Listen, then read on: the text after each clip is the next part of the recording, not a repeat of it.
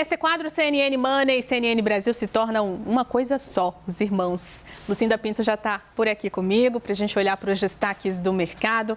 Lucinda, vou começar com esse ponto. Hoje foi um dia importante de reação dos investidores ao cessar-fogo, ou pelo menos até aqui, né? Esse acordo entre Estados Unidos e Irã. E o que a gente tem visto desde o início da guerra é uma sensibilidade forte dos preços do petróleo a esses desdobramentos do conflito. E aí te pergunto como é que se comportou o mercado hoje, depois do que disse o presidente Donald Trump e ao longo do dia. Juliana, boa tarde boa noite a todos.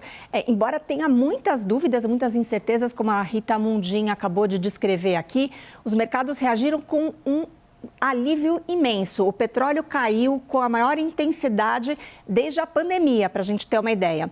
E o que explica, a gente vai mostrar aqui na tela, inclusive, como é que ficaram os preços.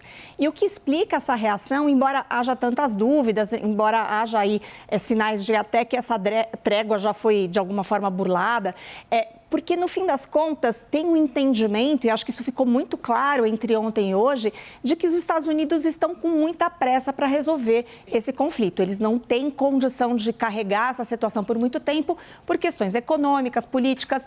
A inflação já está pesando. Isso vai ser um problema para o governo do Donald Trump, que vai ter que enfrentar as eleições de meio de mandato agora no segundo semestre. Tem o risco de uma estagflação, isso começa a ser discutido. Isso prejudicaria também, obviamente, a economia americana. Então, essa visão de que a gente vai ter ainda um período de instabilidade, vai ter um retrocesso nesse processo de acordo, mas essa leitura de que o Trump ele fará o que puder para acelerar o fim dessa guerra. Porque ele está sendo impactado diretamente. Exatamente, que no fim das contas ele está pagando talvez o maior preço nesse momento, né?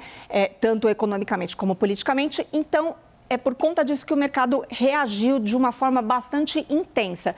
Então, o WTI, que é o petróleo negociado em Nova York, ele caiu 16% e o petróleo tipo Brent caiu 13% e agora os preços eles estão mais parecidos. A gente vinha vendo nos últimos dias esse petróleo WTI com preço superior, o que era uma demonstração de bastante preocupação com a oferta do petróleo no mundo e por conta disso esse spread, como a gente diz, essa diferença de preços tinha se alterado.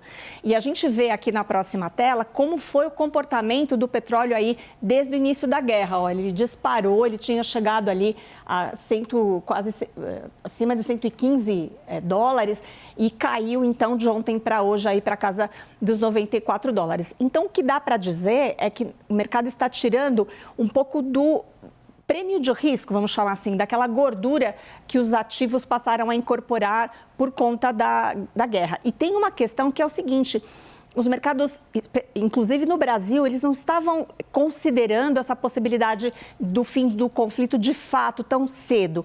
O mercado todo estava posicionado ou protegido por uma continuidade desse ambiente muito tenso lá fora. Então, com a indicação agora, ou com o entendimento de que talvez esse processo de solução venha antes, então os investidores globais, eles ajustam as suas posições e isso intensifica os movimentos.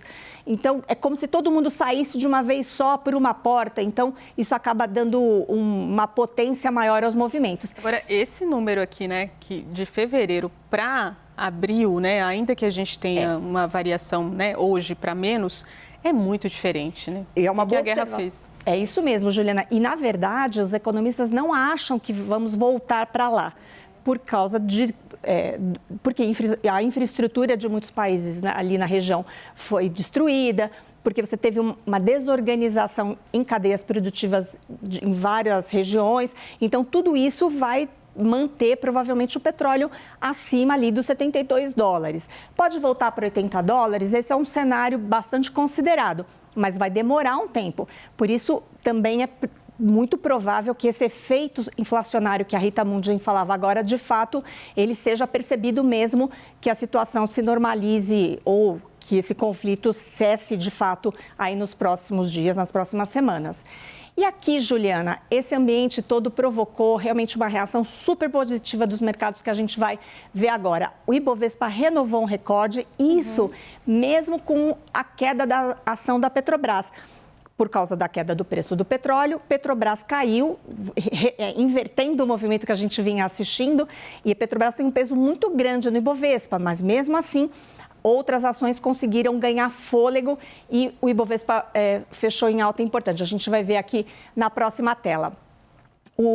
É importante observar também que, embora esse efeito inflacionário ele provavelmente vá ser percebido, ele veio para ficar, começou a aparecer nas mesas de operação, isso ainda não são projeções de economistas consistentes, mas uma ideia de que com o dólar a R$ 5,10, é o menor nível também em 2 anos, a nossa moeda se valorizou bastante. Com esse nível de dólar, talvez o nosso cenário de inflação acabe sendo beneficiado. Então, uma coisa compensaria a outra, digamos assim. E aí começou a surgir uma esperança de que talvez em algum momento o Banco Central possa retomar ali aquele ritmo ou retomar não, né? Começar o ritmo de corte de 0,5 ponto percentual, que não foi possível acontecer. Isso deu um impulso importante para as ações que são ligadas à economia doméstica. Então, a gente viu altas importantes de mais de 5%, 6% em companhias varejistas, em companhias ligadas ao consumo, construtoras. Então, realmente a gente viu um movimento generalizado. Apenas 8 ações tiveram queda nesta quarta-feira, Juliana.